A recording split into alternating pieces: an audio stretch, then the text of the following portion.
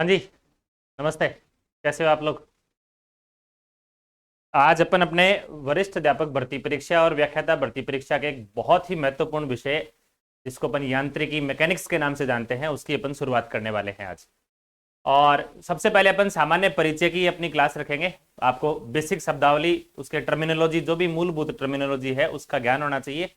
उसके बाद अपन उसको दो सेक्शन स्टैटिक्स और डायनेमिक्स में बांट के अलग अलग जो भी अपने विषय रहेंगे, जो भी अपने सिलेबस का विषय है, उस पर अपन चर्चा करेंगे। ठीक है। आप लोगों की हेल्प के लिए आज का ये वीडियो है, जिसमें आप मैकेनिक्स के जितने भी बेसिक बेसिक शब्दावली हैं, बेसिक बेसिक फॉर्मूले हैं, हमें पढ़ना क्या होगा तैयारी के लिए, उस पर अपन आज की चर्चा रखेंगे अपनी। ठीक है। तो दोनों ही भर्ती परीक्षाओं के सिलेबस में है। व्याख्याता भर्ती परीक्षा के सिलेबस में भी है, तो वरिष्ठ अध्यापक भर्ती परीक्षा के सिलेबस में भी आपका ये पोर्शन पढ़ना है आपको। बहुत ही महत्वपूर्ण, और बहुत कम बच्चे इसको तैयारी करते हैं अच्छे से, तो आपके लिए बहुत हेल्पफुल होने वाली है आज की ये क्लास। ठीक है।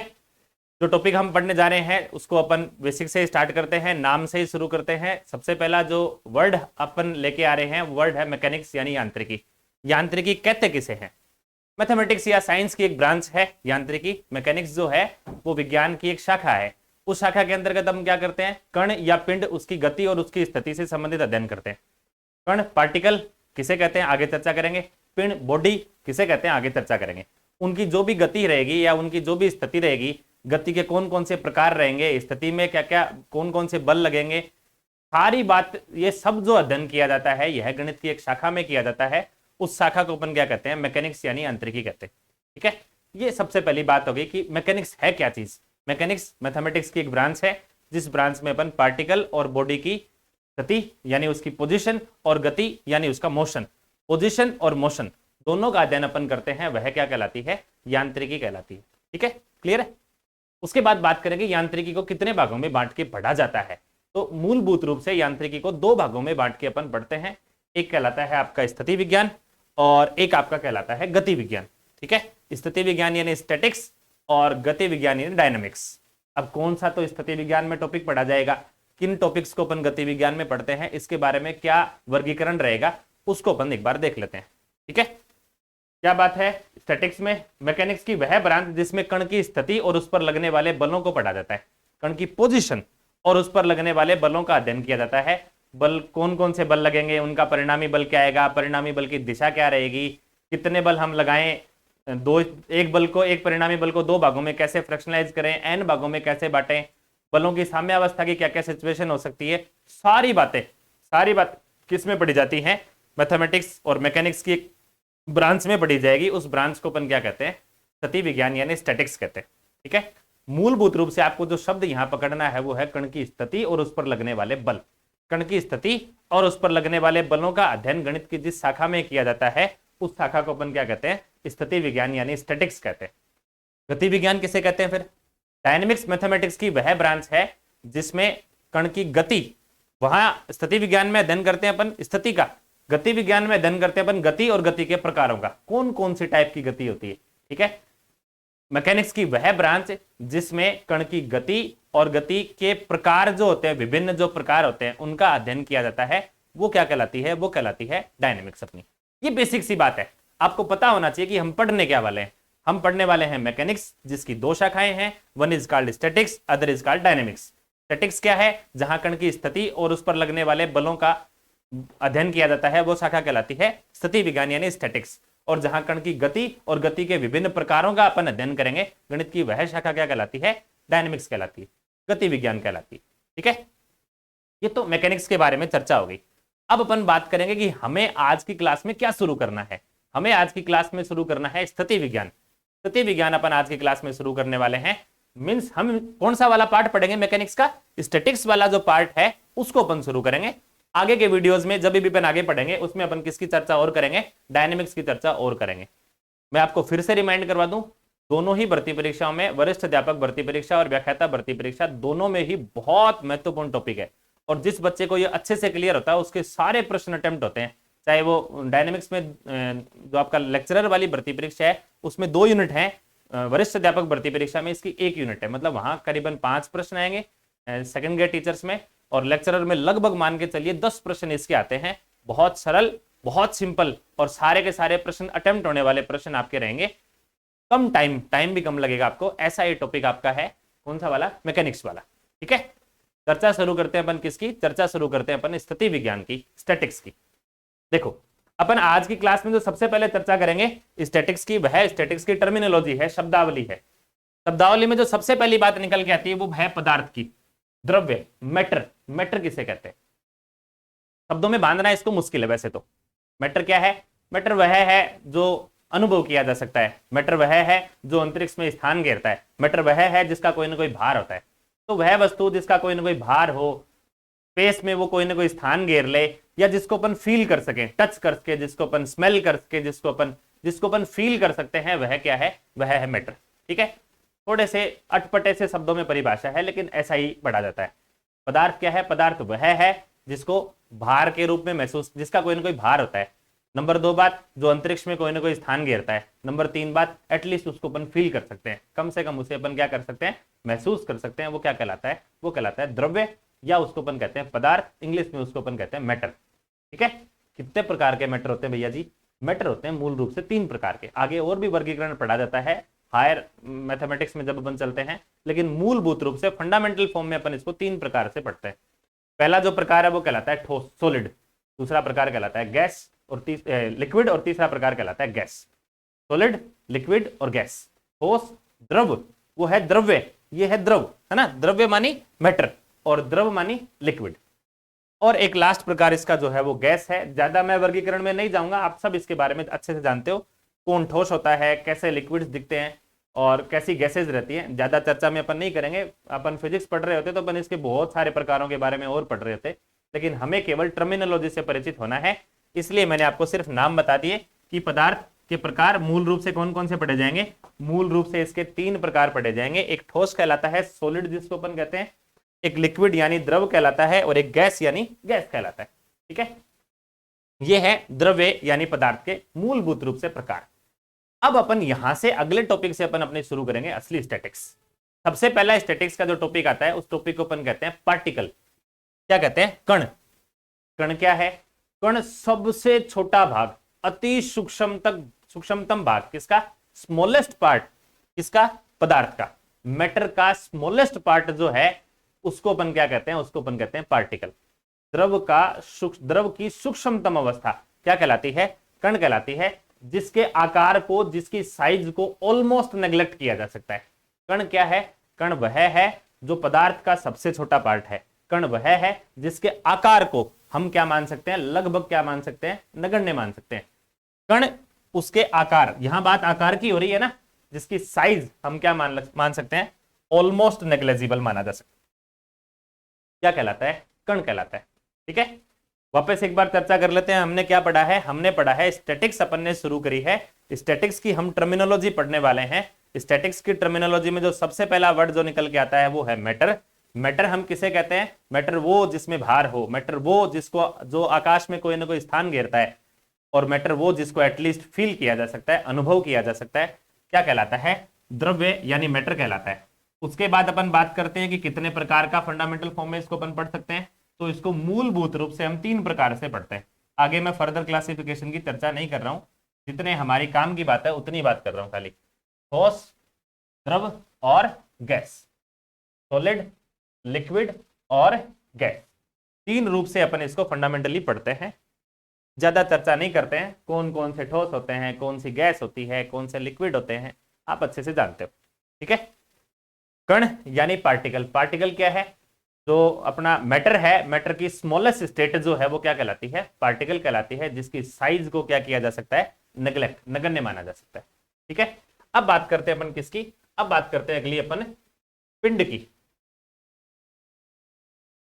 पिंड माने बॉडी। बहुत सारे कण जब आपस में मिल जाएंगे, बहुत सारे कण जब आपस में क्या होंगे? मिल जाएंगे, और मिलके एक ऐसी एक साइज बना लेंगे जिसने अंतरिक्ष में बहुत सारा स्थान घेर लिया है, निश्चित आकार कर लिया है ना? बहुत सारे पार्टिकल, असंख्य, ऐसा मान लेते हैं अपन, असंख्य कण मिलकर किसका निर्माण करते हैं? पिंड का निर्माण करते हैं। बहुत सारे कण मिलकर किसका निर्माण करेंगे?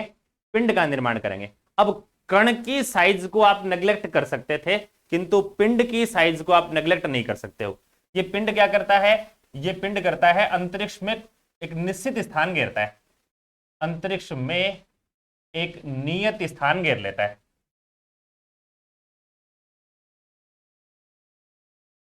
ये महत्वपूर्ण बात है आपकी।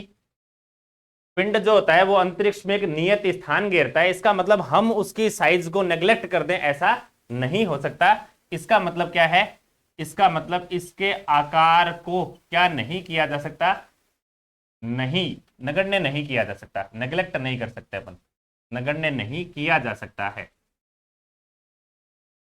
तो दोनों के बीच बेसिक फर्क आपको पता लग गया होगा। पार्टिकल जो है उसकी साइज को नेग्लेक्ट किया जा सकता है, वह बहुत थोड़ा सा स्थान घेरता है, मतलब जो वो अंतरिक्ष में स्थान घेरता है वो ना के बराबर, ठीक है। लेकिन पिंड जो अंतरिक्ष में स्थान घेरता है वो ना के बराबर नहीं है, उसकी साइज मैटर करती है। उसमें कितने पार्टिकल होते हैं, तो उसमें अनंत पार्टिकल होते हैं। असंख्य कण मिलकर क्या बनाते हैं, असंख्य कण मिलकर एक निश्चित स्थान घेरने वाली आकृति का निर्माण करते हैं, और वही आकृति आपके लिए क्या कहलाती है, पिंड यानी बॉडी कहलाती है। अब बॉडी कितने प्रकार की होती है, बॉडी को जो मूल रूप से हम पढ़ते हैं उसको एक को बोलते हैं सॉलिड बॉडी या रिजिड बॉडी, जिसको अपन कहते हैं, क्या बोलते हैं, रिजिड बॉडी, दृढ़ पिंड। इसको अच्छे से समझना जरूरी है। बाकी फंडामेंटली ये जो रिजिड बॉडी है ये एक काल्पनिक सी अवधारणा है, ऐसी कोई बॉडी एग्जिस्ट करती नहीं है। लेकिन चूंकि बहुत सारे टॉपिक अपन पढ़ते हैं जिनको अपन थियोरेटिकली पढ़ते हैं खाली, उनमें से एक टॉपिक है कौन, रिजिड बॉडी। क्या कहती है रिजिड बॉडी, क्या कौन सी बॉडी रिजिड होती है। मान लीजिए असंख्य कणों से मिलकर क्या हुआ, असंख्य कणों से मिलकर एक पिंड बना। एक बार के लिए मान लेते हैं कि ये एक अवस्था है उसकी, जो पिंड बना है उसमें जो दो कण है उन दोनों के बीच की दूरी, उन दोनों के बीच की दूरी, प्रत्येक कण दूसरे कण से अलग होगा, प्रत्येक कण दूसरे कण से क्या होगा, अलग होगा, उनके बीच की कोई निश्चित दूरियां होगी।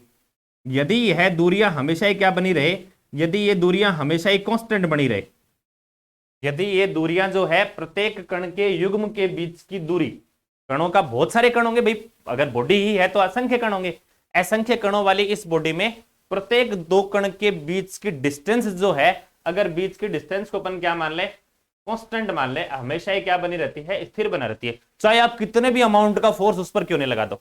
अपन जानते हैं फोर्स क्या करेगा, फोर्स कंप्रेस करने की कोशिश करेगा, इनके कणों के मध्य की दूरी को कम या ज्यादा करने की कोशिश करेगा। अपन बाहर की तरफ खींचेंगे तो ज्यादा होगा, अगर हम अंदर की तरफ कंप्रेस करेंगे तो कम होगा। लेकिन रिजिड बॉडी उस बॉडी को अपन कहते हैं जिसमें दो कणों के मध्य की यह दूरी हमेशा प्रत्येक अवस्था में क्या बनी रहती है, अचर यानी कांस्टेंट बनी रहती है। ऐसा पिंड क्या कहलाता है, दृढ़ पिंड कहलाता है, रिजिड बॉडी कहलाता है। प्रैक्टिकली ऐसी कोई बॉडी होती नहीं है, ठीक है। थ्योरेटिकली बॉडी है, प्रैक्टिकली तो अपन जानते हैं, अपन किसी न किसी अमाउंट का फोर्स तो ऐसा होगा ही ना, जितना अपन पिंड पर लगा दे और ये जो डिस्टेंस है ये क्या हो जाए, चेंज हो जाए। प्रैक्टिकली तो चेंज होती है, लेकिन थ्योरेटिकली क्या होती है, थ्योरेटिकली कांस्टेंट मानते हैं इसको अपन।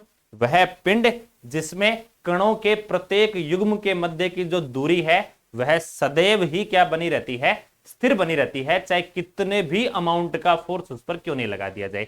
ऐसा पिंड क्या कहलाता है, दृढ़ पिंड कहलाता है, रिजिड बॉडी कहलाता है। और जो बॉडी रिजिड नहीं होती है, इसका जो विलोम है, इसका जो ऑपोजिट है, उसको अपन क्या कहते हैं, स्मूथ बॉडी बोलते हैं। स्मूथ बॉडी मतलब चिकना कण, चिकना पिंड, ठीक है। जिसमें कणों के मध्य का आकार जो होता है वो परिवर्तनशील होता है, वो क्या कहलाती है, वो स्मूथ बॉडी कहलाती है। इसका जस्ट क्या होता है, ऑपोजिट होता है। तो ये दो तीन शब्द हैं, पहले अपन उनको समझे। द्रव्य यानी मैटर क्या है, मैटर जिसको फील कर सकते हैं, जो अंतरिक्ष में स्थान घेर लेता है, जिसका कोई ना कोई निश्चित भार होता है, क्या कहलाता है, पदार्थ यानी द्रव्य कहलाता है। कितने प्रकार का होता है, तीन प्रकार का, सॉलिड, लिक्विड, गैस। पार्टिकल क्या होता है, जिसकी साइज को नेग्लेक्ट कर सकते हैं। पिंड, बॉडी की साइज नेग्लेक्ट नहीं हो सकती है, बॉडी असंख्य कणों से मिलकर बनती है और उसके आकार को अपन क्या नहीं कर सकते हैं, नगण्य नहीं मान सकते हैं। उसका कोई ना कोई स्थान जरूर घेरेगा, वो किसमें, अंतरिक्ष में, वो कुछ न कुछ निश्चित स्थान जरूर घेरेगा। बात करें पिंड के प्रकारों की, मूल रूप से पहला प्रकार जो पढ़ा जाता है वो कहलाता है रिजिड बॉडी यानी दृढ़ पिंड। वह पिंड दृढ़ पिंड कहलाता है जो अपने किन्हीं दो कणों के मध्य की दूरी को हमेशा ही क्या बनाए रखता है, स्थिर बनाए रखता है, चाहे उस पर कितने भी अमाउंट का फोर्स क्यों नहीं लगाया जाए। इसका जस्ट अपोजिट क्या कहलाता है, स्मूथ बॉडी यानी चिकना पिंड कहलाता है। ये बात हो गई, ये शब्दावली हो गई किसके लिए, ये शब्दावली होगी पिंड के लिए। छोटे छोटे दो शब्द और हैं, उन पर अपन चर्चा और करते हैं, बाद में अपन स्टैटिक्स के दूसरे टाइप पर चलेंगे। छोटे छोटे दो शब्द और कौन से हैं? एक शब्द है द्रव्यमान, मास, एक शब्द है आयतन, वॉल्यूम, और एक शब्द है डेंसिटी यानी घनत्व। अपन उन तीनों पर चर्चा करेंगे और बाद में अपन अपने इस टॉपिक को आगे बढ़ाएंगे। पहला जो मैंने शब्द बताया आपके लिए वो शब्द कौन सा था? वो शब्द था द्रव्यमान, मास। अगली जो टर्मिनोलॉजी आती है वो टर्मिनोलॉजी में जो वर्ड है वो वर्ड कौन सा है? मास। हम केवल शब्दों पर चर्चा कर रहे हैं यहाँ पे, मैं आपको सिर्फ शब्दों का अर्थ समझाने का प्रयास कर रहा हूं कि मास कहते किसे हैं, द्रव्यमान होता क्या चीज है। ठीक है, जैसे कि आप इसमें अगर आप इसका संधि विच्छेद करो तो ये बनेगा द्रव्य धन मान, है ना। द्रव्य किसका नाम था? द्रव्य था पदार्थ का, मान का मतलब हो गया मात्रा, मान का मतलब क्या हो गया? मात्रा। इसका मतलब क्या हो गया? इसका मतलब किसी पिंड में पदार्थ की मात्रा कितनी है। किसकी मात्रा? पदार्थ, पदार्थ यानी मैटर की मात्रा कितनी है, वही क्या कहलाता है? वही कहलाता है द्रव्यमान। इसका मतलब केवल इसके शब्द से ही आप इसका अर्थ निकाल सकते हो, पदार्थ की मात्रा ही क्या कहलाती है? ही कहलाती है द्रव्यमान। ठीक है, नाम से स्पष्ट है, इसका नाम ही आप खाली अर्थ निकाल लो, नाम का जो अर्थ है वही डेफिनेशन है। अब किससे रिप्रेजेंट करते हैं इसको? यूजुअली एम से रिप्रेजेंट करते हैं। ठीक है, अलग अलग पद्धतियां होती है पढ़ने की, आप जानते हो। एक सीजीएस पद्धति होती है, एक सीजीएस पद्धति होती है, एक एमकेएस पद्धति होती है और एक एफपीएस पद्धति भी होती है। इन तीनों में इसकी इकाइयां क्या क्या होती है उसकी इकाइयां पर अपन चर्चा और कर लेते हैं।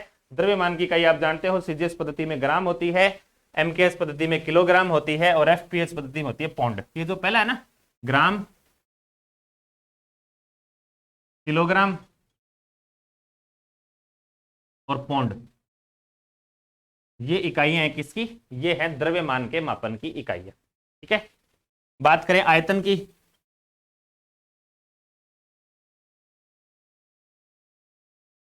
वॉल्यूम, इसके बारे में जानते हो आप? लंबाई की 3 विमाओं में मल्टीपल कर लो, एल क्यूब जिसकी विमा होती है वो कौन है? वो है वॉल्यूम। घेरा गया स्थान टोटल क्या कहलाता है? वॉल्यूम कहलाता है। मतलब जैसे मान लीजिए आपके पास एक गिलास है, उस गिलास में कितना पानी आ सकता है, तो वो गिलास का वॉल्यूम हो गया। आपके पास कोई बर्तन है, उसमें कितनी हवा आ सकती है, तो वो हवा का वॉल्यूम हो गया। किसी निश्चित आकृति में कितनी मात्रा समा सकती है वो क्या कहलाता है? वो कहलाता है वॉल्यूम। ज्यादा चर्चा करने की आवश्यकता नहीं है, आप जानते हो ना। वॉल्यूम के बाद अगर बात करें अपन घनत्व की, तो डेंसिटी है।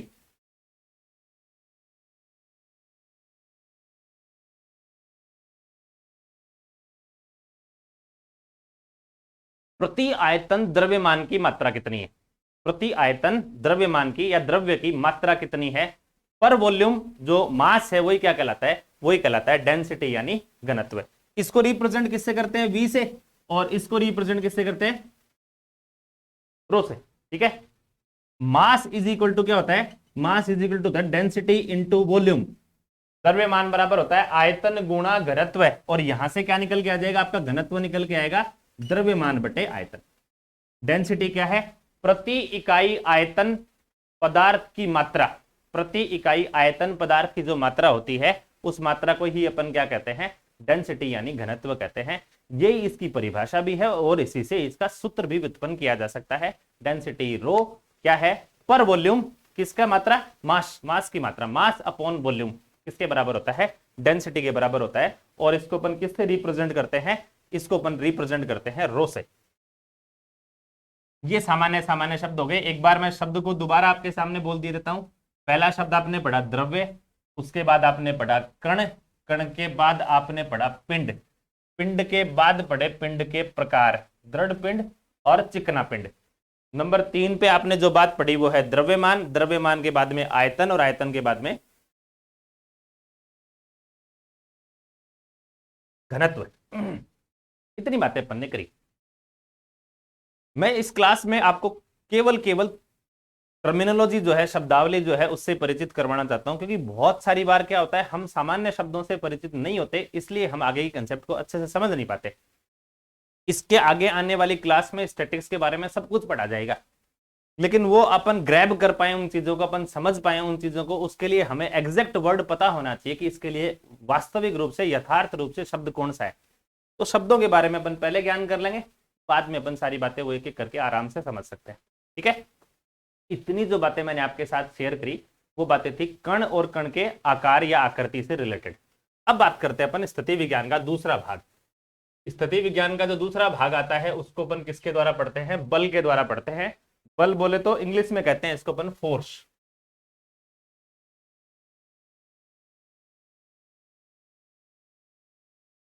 फोर्स क्या है? फोर्स है कारक, फैक्टर। किसका कारक है? किसी कण की स्थिति में परिवर्तन का जिम्मेदार अगर कोई है तो कण है। आपने न्यूटन के नियम पढ़े होंगे। न्यूटन का जड़त्व का नियम, सबसे पहला नियम क्या है? किसी कण की स्थिति में तब तक परिवर्तन नहीं किया जा सकता जब तक उस पर बाह्य कोई बल नहीं लग जाए। वहां अपन शब्द बल को पढ़ते हैं। इसका मतलब अगर मैं यहां से ही बल की परिभाषा निकालूं, बल का अर्थ समझने का प्रयास करूं, तो बल क्या है?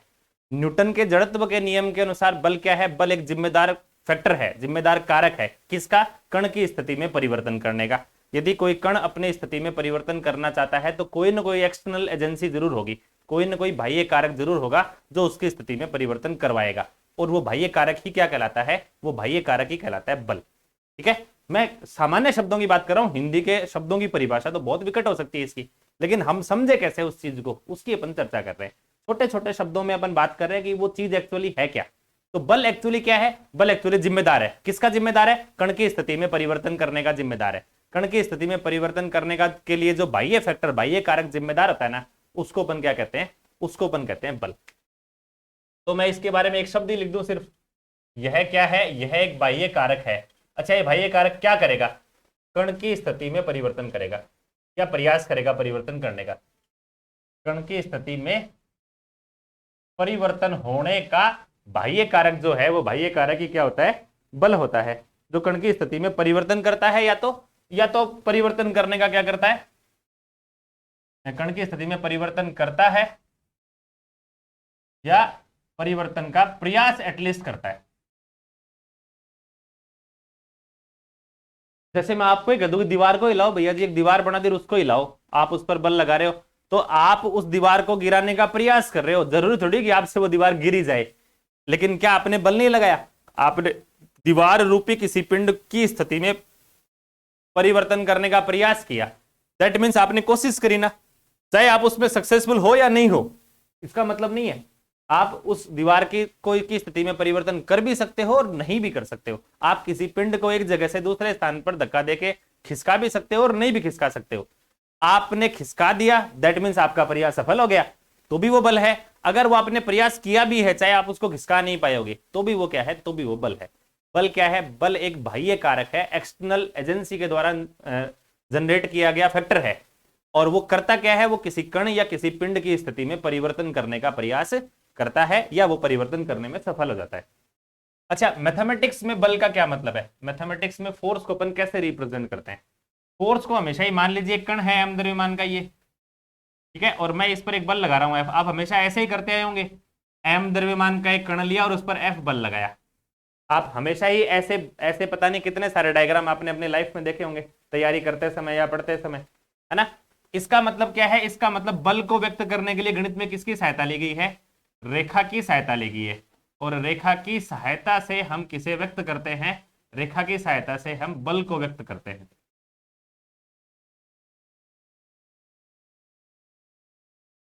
ऐसा ही तो करते हैं ना अपन। यह रेखा ही क्या कहलाती है? यह रेखा ही बल की क्रिया रेखा, लाइन ऑफ एक्शन कहलाती है। क्या कहलाती है? बल की क्रिया रेखा। इंग्लिश में इसे अपन क्या कहते हैं? Line of action. फोर्स की लाइन ऑफ एक्शन क्या है? फोर्स को हमेशा ही एक सरल रेखा के द्वारा मैथमेटिक्स में रिप्रेजेंट करते हैं, और किसकी तरफ इंगित करते हुए? जिस कण पर आपको बल लगाना है उसकी तरफ एरो करते हुए, उसकी तरफ इंगित करते हुए। देखो आपने ये एरो का चिन्ह लगाया ना, ये एरो का चिन्ह क्या करेगा? बल की दिशा बताएगा आपको कि बल किधर से किधर लग रहा है, कौन से डायरेक्शन से कौन सी डायरेक्शन की तरफ आप बल लगा रहे हो, किस पर बल कार्य कर रहा है। उसको दर्शाने के लिए अपन क्या करते हैं? अपन एक एरो का यूज करते हैं, एक लाइन पर एरो लगा के। वो जो रेखा होती है, जिस रेखा के अनुदिश बल कार्य कर रहा होता है, उस रेखा को अपन कहते हैं बल की क्रिया रेखा, line of action of force. ठीक है, और साथ में ये लाइन कैसी लाइन होती है? मैं एक शब्द और लिख दूं, ये लाइन हमेशा ही डायरेक्टेड लाइन होती है। इसमें कौन इंक्लूड होता है? इसमें दिशा इंक्लूड होती है, इसमें डायरेक्शन इंक्लूड होती है। हिंदी में कहूं तो यह एक दिष्ट रेखा होती है। दिष्ट रेखा समझते हो ना?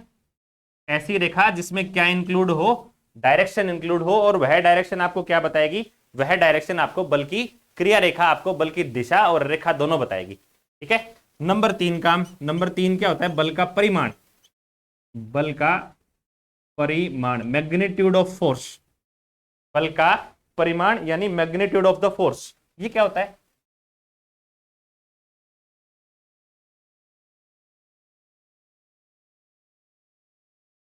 बल का परिमाण का मतलब कितनी अमाउंट में फोर्स लगाया। कितनी अमाउंट में फोर्स लगाने से मेरा मतलब हो गया, जैसे मान लीजिए मैंने यूं केवल हाथ भर रख दिया, ठीक है, या फिर थोड़ा सा प्रेशर लगा दिया, या थोड़ा और प्रेशर लगा दिया।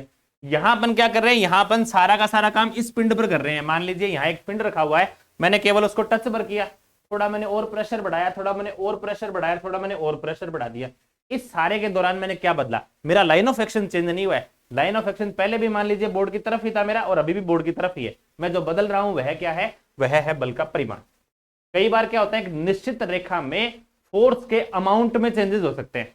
अमाउंट ऑफ फोर्स में कितना बल मैंने लगाया, उसके परिमाण में जो उसके जो परिमाण की जो मात्रा है ना, उसको अपन क्या कह रहे हैं, उसको अपन उस बल की जो मात्रा है, उस बल की मात्रा को अपन क्या कहते हैं, बल का परिमाण कहते हैं। और आप एक्चुअल में बल का परिमाण, जैसे मैं कहता हूं ना 5 न्यूटन का बल लगा दिया, जैसे मैं कहता हूं 15 न्यूटन का बल लगा दिया, तो ये जो 5 न्यूटन, 15 न्यूटन, 25 न्यूटन, 40 न्यूटन, ये जो बात अपन कर रहे हैं ना, ये बात अपन किसकी कर रहे हैं, बल के परिमाण की ही एक्चुअल में अपन बात कर रहे हैं। तो बल का परिमाण क्या है, बल का परिमाण है किसी निश्चित दिशा में लगाए गए बल की मात्रा ही क्या कहलाती है, बल का परिमाण कहलाती है। ये फ्लक्चुएट हो सकती है, क्योंकि मैंने दिशा को तो निश्चित कर दिया। देखो मैंने शब्द क्या यूज किया, मैंने कहा कि निश्चित दिशा में लगाए गए बल की मात्रा। सबसे पहला काम मैंने क्या किया, दिशा को निश्चित किया, बल की मात्रा में मैंने फ्लक्चुएशन किया। ये जो बल की मात्रा में मैं फ्लक्चुएशन कर रहा हूं ना, ये फ्लक्चुएशन एक्चुअल में किस में हो रहा है, बल के परिमाण में हो रहा है। 5 न्यूटन का बल उत्तर दिशा में लगाया, दो बातें हो गई, परिमाण, दिशा। 15 न्यूटन का बल उत्तर दिशा में लगाया, दिशा दोनों में उत्तर दिशा है, पर दोनों का परिमाण अलग अलग है, एक का 5 न्यूटन है और एक का 15 न्यूटन है। ये जो बल की मात्रा है, बल का जो मैग्नीट्यूड है, इसी को अपन क्या करें, परिमाण, बल का परिमाण करें। ठीक है। उसके बाद अपन बात करें तो बल की दिशा की अपन बात कर चुके हैं ना। अच्छा, इसकी इकाइयों की बात कर लेते हैं। इकाइयां कौन कौन सी होती है, हम बात कर चुके हैं। देखो सीजीएस पद्धति में, एमकेएस पद्धति में और एफपीएस पद्धति में, इन सब में अपन बात कर चुके हैं किसकी, बल के परिमाण की। तो इकाई क्या क्या होती है, सीजीएस में इकाई क्या होती है, एम आप सीजीएस और एमकेएस याद करो, एफपीएस तो याद करने की दरकार भी नहीं है आपको, फिर भी चलो मैं लिख दे देता हूं एफपीएस। ठीक है। सीजीएस में इसको अपन डाइन से रिप्रेजेंट करते हैं, डाइन इसकी इकाई होती है, इसकी इकाई न्यूटन होती है किसमें, एमकेएस में, और पौंड किसमें होती है, पौंड होती है एफपीएस में। ठीक है।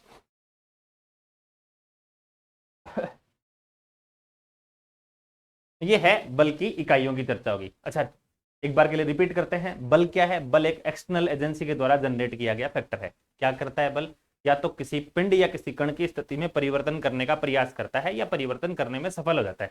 ये बल की परिभाषा है।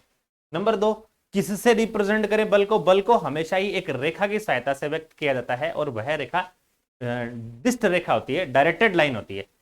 जो रेखा होती है वो बल की क्रिया रेखा कहलाती है, और उसकी जो दिशा होती है, उसकी जो डायरेक्शन है, वह बल की दिशा को व्यक्त करता है। बल का परिमाण क्या होता है, बल की मात्रा। बल की मात्रा को ही अपन बल का परिमाण कहते हैं। और हम जो पढ़ते हैं ना, जिनकी इकाइयां अपन पढ़ते हैं, न्यूटन, डाइन, पौंड, ये सब क्या है, ये सब बल के परिमाण को नापने की ही इकाइयां हैं। ठीक है। ये बात करिए अपन ने किसकी, ये बात करिए अपन ने बल की। और आगे बढ़ते हैं, बल से आगे अपन बात करें तो एक छोटा सा वर्ड और आता है, भार। वेट क्या होता है, उस पर अपन बात और करते हैं।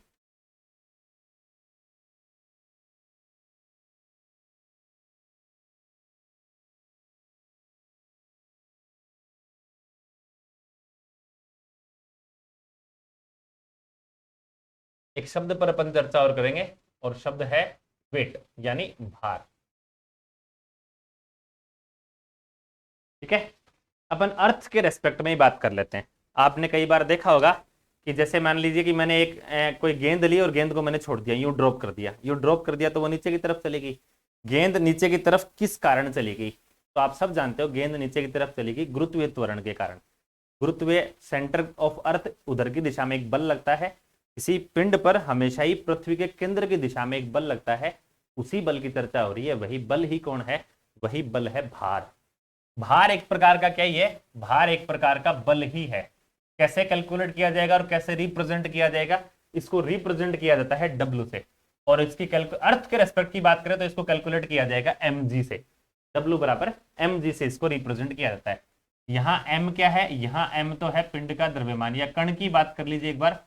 यहाँ m तो जो है वो है कण का द्रव्यमान, और g जो है अगर मैं पृथ्वी के रेस्पेक्ट की बात करूं तो जो g है वो कहलाता है ग्रेविटेशनल एक्सेलरेशन, गुरुत्वीय त्वरण। गुरुत्वीय त्वरण के बारे में आप जानते हो, गुरुत्वीय त्वरण के लिए इसका सीजीएस पद्धति में इसका मान कितना होता है और इसका एमकेएस पद्धति में मान कितना होता है, ये मान आपको पता होना चाहिए। सीजीएस पद्धति में इसका मान होता है 980 डाइन पर सेकंड स्क्वायर, ठीक है। और एमकेएस पद्धति में इसका मात्रक क्या, इसका मान कितना होता है, एमकेएस पद्धति में इसका मान होता है 9.8 न्यूटन पर मीटर स्क्वायर, न्यूटन पर मीटर स्क्वायर है ना। और एफपीएस पद्धति में इसका मात्रक कितना होता है, इसका मान होता है 32 पाउंड पर सेकंड स्क्वायर।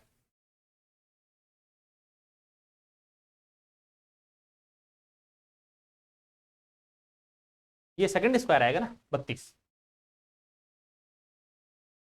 अरे क्या होता है बताइए, बताओ अभी त्वरण के लिए परिभाषा क्या होती है। त्वरण होता है दूरी में परिवर्तन की दर, ये तो होता है वेग, और ये त्वरण तो डिस्टेंस मीटर पर सेकंड स्क्वायर आ जाएगा। सेंटीमीटर पर सेकंड स्क्वायर इकाई हो जाएगी, ये हो जाएगा मीटर पर सेकंड स्क्वायर, और ये हो जाएगा फुट पर सेकंड स्क्वायर। ये इसकी वैल्यूज हो जाएगी। वैल्यू न्यूमेरिकली याद रखो, कितना इकाई आप बना लोगे भैया, आपने फिजिक्स में पढ़ा है ना, 980, 9.8 और 32। ये सब क्या होता है, ये सब इसका अलग अलग पद्धतियों में सीजीएस, एमकेएस और एफपीएस पद्धतियों में इसका मान होता है, जी का मान, ठीक है। खासकर ये याद रखना, एफपीएस में इसकी वैल्यू 32, न्यूमेरिकल वैल्यू किसके बराबर होती है, 32 के इक्वल होती है। ये बात होगी किसकी, भार की। ये शब्दावली थी, बेसिक शब्दावली, मूलभूत बातें थी किसके बारे में, स्टैटिक्स के लिए पढ़ने के लिए सबसे पहली जरूरत जो होती है वो इन सब चीजों की आपको आवश्यकता पड़ती है। आपको पता होना चाहिए कि द्रव्य, कण, पिंड क्या होते हैं, आपको पता होना चाहिए कि बल कहते कैसे हैं, लगाते कैसे हैं बल को, बल का परिमाण क्या होता है, बल की दिशा क्या होती है, भार किसे कहते हैं अपन, और भी बहुत सारे वर्ड हैं, जैसे प्रणोद आएगा, है ना, जैसे तनाव आएगा, वो जहां जहां यूज होंगे वहां वहां अपन उनको और शब्दावली उसकी पढ़ती रहेंगे, ठीक है। ये अपनी मूलभूत बात थी। अब इसी के साथ अपन आज अपना जो पहला टॉपिक, जो सिलेबस का टॉपिक है, उस पर अपन थोड़ी सी चर्चा और करते हैं। और टॉपिक मैं आपके सामने बोर्ड पे लिखने जा रहा हूं, और उसके बाद अपन उस पर थोड़ी सी चर्चा करेंगे आज कि हमारे सिलेबस में पहला टॉपिक कौन सा है। ये तो मैंने आपको वो सारी बातें बताई कि सिलेबस को पढ़ने के लिए आपको पूर्व में क्या आना चाहिए, पहले से ही आपको क्या पता होना चाहिए, वो सारी बातें अपन ने करी है। अब सिलेबस को पढ़ने के लिए क्या क्या चाहिए, सिलेबस का पहला जो टॉपिक है वो टॉपिक क्या चीज है उसको अपन पढ़ते हैं, ठीक है। सबसे पहला जो टॉपिक है वो है बलों का संयोजन, बलों का संयोजन, इंग्लिश में कहते हैं composition of forces, composition of forces. ये अपने द्वितीय श्रेणी अध्यापक भर्ती परीक्षा में और व्याख्याता भर्ती परीक्षा में दोनों में ही कॉमन टॉपिक है, दोनों में ही आपका इस सिलेबस का पहला ही टॉपिक है। सबसे पहला जो टॉपिक आपको स्टैटिक्स में पढ़ना होता है वो है समतलीय बलों का संयोजन और वियोजन, कंपोजिशन ऑफ प्लानर फोर्सेस, और उसको बाद में परिणामी की सहायता से वियोजन करना, दोनों आपके सिलेबस में है। हम पहले संयोजन पढ़ेंगे, संयोजन की एक पूरी क्लास होगी, पहले संयोजन के लिए कौन कौन से फॉर्मूले होते हैं, संयोजन कहते कैसे हैं, उन सब पर चर्चा पहले की जाएगी, बाद में चर्चा की जाएगी किसकी, वियोजन की, ठीक है। समझने का प्रयास करो कि बलों का संयोजन किसे कहते हैं अपन, ये बलों का संयोजन जो शब्द है ये शब्द कैसे बना है, किस अर्थ में प्रयोग किया जाता है, सारी बातें अपन इसकी करते हैं। देखो सबसे पहले स्थिति मान के चलो, पहली बात तो इस टॉपिक के नाम से ही एक बात स्पष्ट है, यहां लिखा हुआ है बलों का संयोजन, मतलब बहुवचन में शब्द आ रहा है बलों, इसका मतलब बल जरूर रहेगा एक से अधिक, ठीक है। ऐसा मान लेते हैं एक बार के लिए कि मान लीजिए आपका किसी बिंदु ए पर एक m द्रव्यमान का कोई कण रखा हुआ था। एक बार के लिए मैंने क्या मान लिया, एक बार के लिए ऐसा मान लिया कि क्योंकि कण है, मैंने तो यहाँ बहुत बड़ा पिंड बना दिया, पर हम जो पढ़ रहे हैं वो पार्टिकल के लिए है, और पार्टिकल मैं आपको बता चुका हूं पहले कि पार्टिकल को पॉइंट के इक्वल माना जा सकता है। गणित की ज्यामिति बिंदु जो होती है वो कण है, क्योंकि बिंदु की भी अपन आकार की चर्चा नहीं करते हैं, नेग्लेक्ट मान लेते हैं उसे, और यहाँ कण वो है जिसकी साइज को अपन नेग्लेक्ट मान रहे हैं। तो यहाँ कण की तुलना आप किससे कर सकते हो? स्थिति विज्ञान के कण की तुलना आप गणित की ज्यामिति के पॉइंट से कर सकते हो, है ना, बिंदु से कर सकते हो। बिंदुवत होता है हमेशा ही वो। यहां मैंने आपको समझाने के लिए थोड़ी सी साइज बड़ी बनाई है, पर आप इसको यूं मत समझना कि ये कण नहीं है, ठीक है। मैं क्या कह रहा हूं, देखो मैं ये कह रहा हूं कि इसकी स्थिति बिंदु ए पर है, इसका मतलब मैं इसको मान रहा किसके अकॉर्डिंग हूं? पॉइंट के अकॉर्डिंग ही मान रहा हूं। मैंने मान लिया कि इस पर मैंने 2 बल लगा दिए। एक बल मैंने कौन लगा दिया? एक बल मैंने लगा दिया F1, जिसकी क्रिया रेखा किधर है? जिसकी क्रिया रेखा किसी बिंदु P से Q की तरफ जाने वाली रेखा के अनुदिश है। मैंने P और Q 2 बिंदु ले लिए, उन बिंदुओं की तरफ जो रेखा जा रही है उस रेखा के अनुदिश कौन से बल की क्रिया रेखा है? बल F1 की क्रिया रेखा है, लाइन ऑफ एक्शन है। मैंने आपको 2 मिनट पहले एक बात बताई थी कि फोर्स को रिप्रेजेंट करने के लिए लाइन ऑफ एक्शन की जरूरत पड़ेगी। आपको एक दिष्ट रेखा, आपको एक दिशा सहित रेखा बनानी पड़ेगी। वो रेखा किसको व्यक्त करेगी? बल को व्यक्त करेगी, और जो डायरेक्शन है वो रिप्रेजेंट करेगी बल की दिशा को, ठीक है। साथ साथ में मैंने ऐसा और मान लिया कि इसी P और Q को मिलाने वाली रेखा के अनुदिश ही एक बल और भी लग रहा है, और वो बल अपन ने F2 मान लिया, ठीक है। मैंने क्या माना? मैंने 2 बल मान लिए, एक बल F1 मान लिया और एक बल F2 मान लिया। और ये दोनों के दोनों बल किस कण पर लग रहे थे? एक कण पर लग रहे थे जिसका द्रव्यमान, जिसका मास कितना था? m। और वह कण कौन से बिंदु पर स्थित था? वह कण बिंदु A पर स्थित था, ठीक है। कण कौन से पॉइंट पर है? A पर है, ठीक है। आपने क्या किया? उस कण पर कितने बल लगा दिए? 2। दोनों बल अलग अलग परिमाण के, एक समान परिमाण के, तो सब अलग अलग है। एक का परिमाण तो F1 है, एक का परिमाण F2 है। इन दोनों बलों में आपने कॉमन बात क्या रखी? आपने कॉमन बात रखी उसकी क्रिया रेखा। F1 की क्रिया रेखा भी P से Q को मिलाने वाले रेखाखंड के अनुदिश ही है, और F2 की क्रिया रेखा भी P से Q को मिलाने वाले रेखाखंड के अनुदिश ही है। दोनों की क्रिया रेखाएं आपने समान रखी है, दोनों बलों के परिमाण आपने अलग अलग रखे, ठीक है। यहां से फिर अगर अपन बात करें तो इन बलों के कारण क्या हुआ? मान लीजिए इन बलों के कारण यह कण किस बिंदु से खिसक गया? बिंदु A से खिसक के कहां चला गया? बिंदु B पर चला गया, ऐसा हो गया, ठीक है। अब मैं एक काम करूं कि इसी कण पर, इसी A बिंदु पर स्थित इसी कण पर एक बल लगाऊं R, और R भी कौन सी दिशा में लगाऊं? R भी लगाऊं P से Q को मिलाने वाले रेखाखंड के अनुदिश ही R लगाया मैंने। मतलब मैंने वो दोनों बल हटा लिए एक बार के लिए, और उसी कण पर उसी दिशा में एक नया बल लगा दिया R। नए बल के अनुदिश मैंने क्या देखा? इस नए बल के कारण मैंने देखा कि यह पिंड उसी बिंदु A से उसी बिंदु B पर चला गया। अगर एक लाइन में कहूं तो R ने वही काम किया जो F1 और F2 ने मिलकर किया। R की दिशा वही है जो F1 और F2 की दिशा है। यह बल अकेला वही काम कर रहा है जो उन दोनों ने मिलकर किया था। उन दोनों ने मिलकर जो काम किया वो इस अकेले ने कर दिया।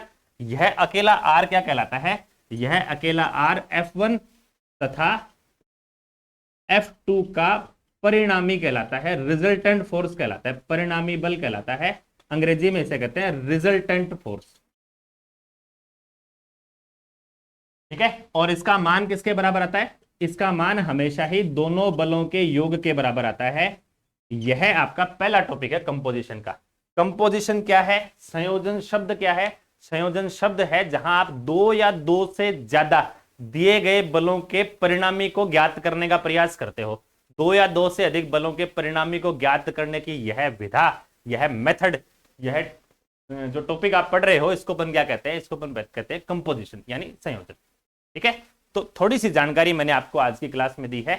कंपोजिशन कहते किसे? हम इसे डिटेल में पढ़ेंगे आगे की क्लासों में, ठीक है। आज के लिए अपन इतना ही रोकते हैं। केवल इंट्रोडक्शन की ही आज की मैंने क्लास रखी है। आपको मैंने शब्दों से परिचित ही करवाया है। सिर्फ संयोजन कहते किसे?